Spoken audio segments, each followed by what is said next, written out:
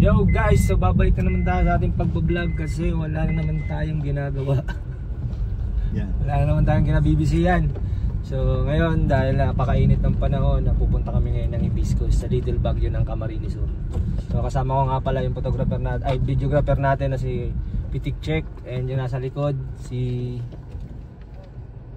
si John Alman Atanasio, and yung graduate pa lang ng senior high si athlete of the year yan, si Brian Cosma. Pakita mo si Brian Cosma. Yan. Isa din sa reason kung bakit kami pupunta ng Hibiscus. Gift ko na rin to sana kasi nakagraduate siya, nakatapos eh. So kailangan pag may achievement, may ano yan, syempre may regalong konti. Congrats Jay, katapusan mo na. Congrats Jay, katapusan mo na. Katapusin na namin yung buhay mo.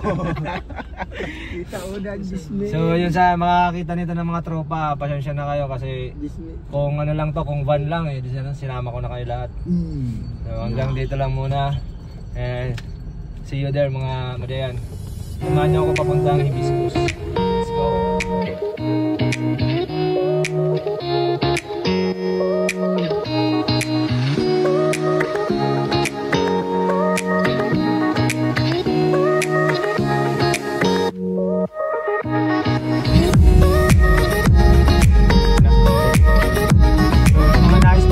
Sa Hibiscus Camp, so madali lang siyang mapuntahan. So una, search nyo lang sa Google Map. Madali, searchable naman yung area. And kung nakapunta na din kayo, i-comment nyo na kung ano ba yung experience nyo sa Hibiscus Camp. Ayan, let's go! So ayan guys, duman lang kami dito sa Crispy King Ocampo. So, shoutout kay Kuya. Yes. Dito lang kami bumibili ng pagkain para tipid.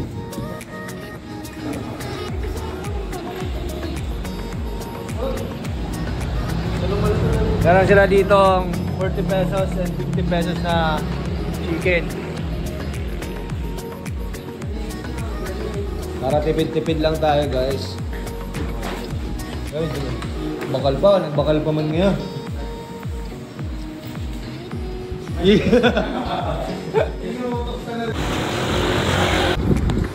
Dito lang yung matatagpuan sa harap ng Ocampo National High School, yung Crispy King Galabuya. Patingin.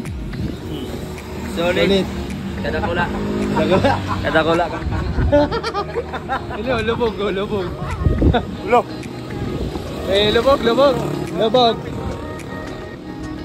Lubog na, pares ko, lubog. Ang panga.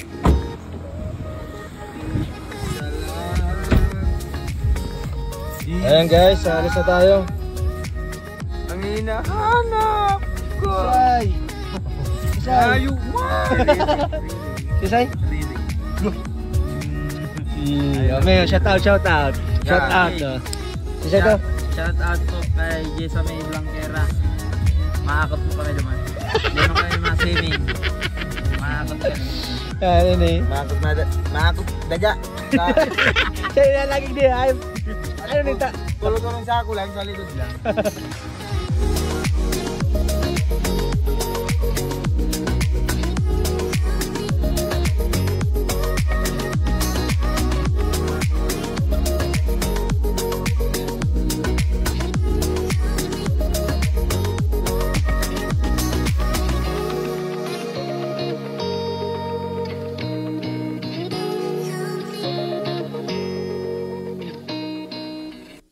At ngayon, dito na kami sa sentro ng Barangay Hanawan, and dito magkakaliwa kayo. So pagdating nyo dito sa crossing, magkakaliwa kayo, and then dire-diretso na yan, papunta na yan ng Hibiscus Camp. So napakaganda ng view dito, huwag nyo sayangin guys. So tara, let's go, tingnan natin to. Let's go!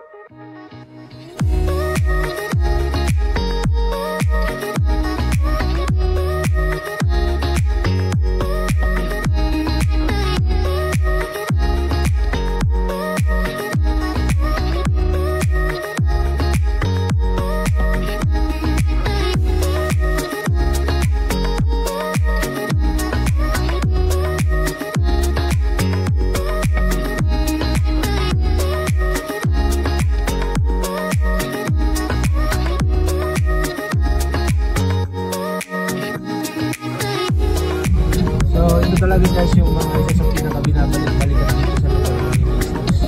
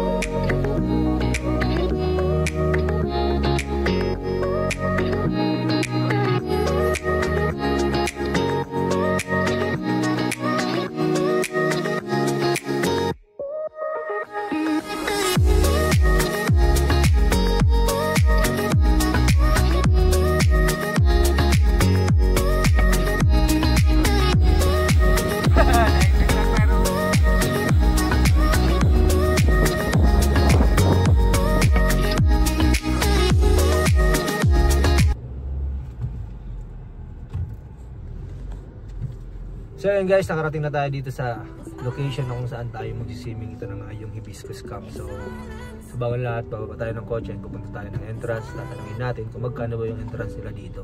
So tara, let's go. So tara, samahan niyo ako and hanapin natin yung entrance nila.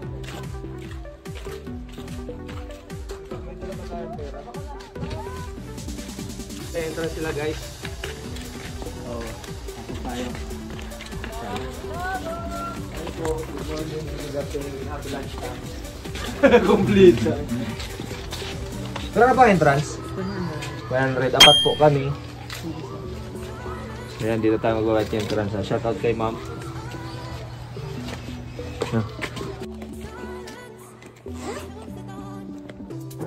Okay. Mabig pahinga. Isa lang.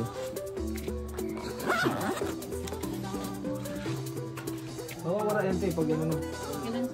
So ito na nga, Hibiscus Camp. Piling.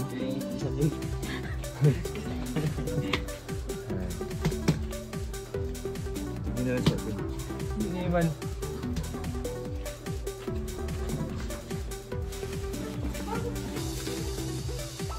Thank you po. Let's go. So ito pala yung ano nila, pinakaunang kaya tayo ng swimming pool at naligo na tayo.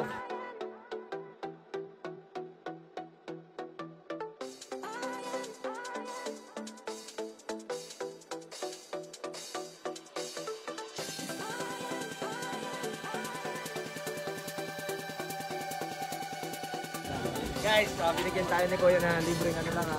Kasi wala tayong dalang pera, dito na lang tayo kakain. Thank you Kuya. Thank you Kuya. So yun guys, kain muna kami ng aming binili doon sa Ocampo, yung crispy nga. Ayun ba dito yung sa atin? Ito ba yung atin? Okay.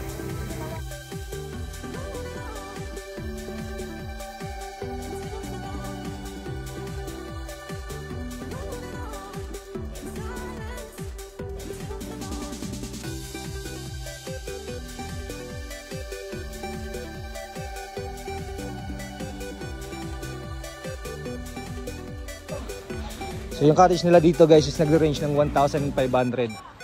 So ito yung mga nagre-range nila ng 500. So bali ito yun guys. Parang mag-share lang sila dito. And may kanya-kanyang table. Ganyan. Then yung 1,000 nila ito ng mga ganyan na cottage. Yan.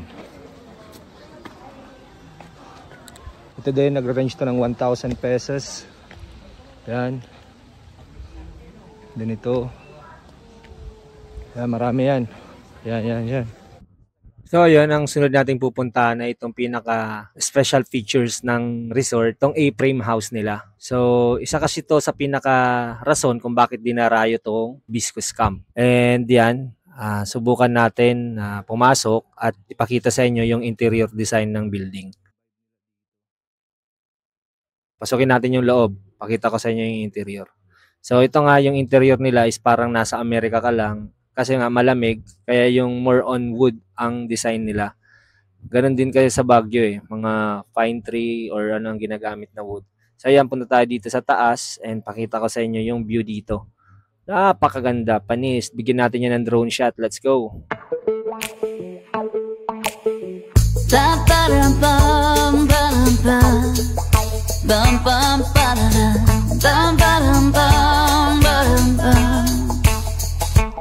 It's a good morning.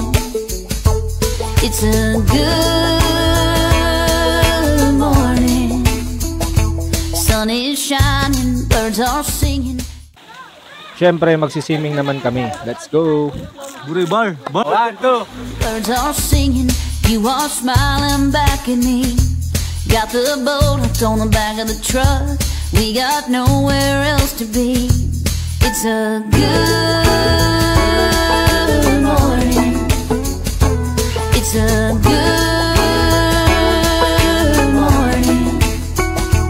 Windows roll down, favorite songs up, barefoot tapping on the dash. We can take the back roads, no one else around. Hit my arm when I go too fast. It's a good morning. It's a good morning.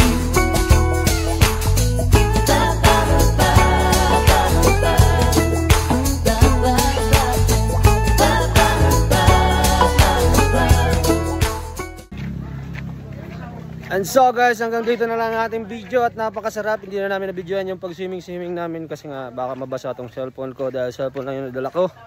And drone, syempre. So hanggang dito na lamang ang ating video at kung nagustuhan nyo ang ating video, so paki-like and follow na din sa ating page and subscribe sa ating channel, YouTube channel. Ayun, maraming salamat kay Pitik Check. Ayan, sa pagiging videographer niya. And yan, hanggang dito na lamang. Hanggang sa muli sa susunod na vlog. So, see you guys.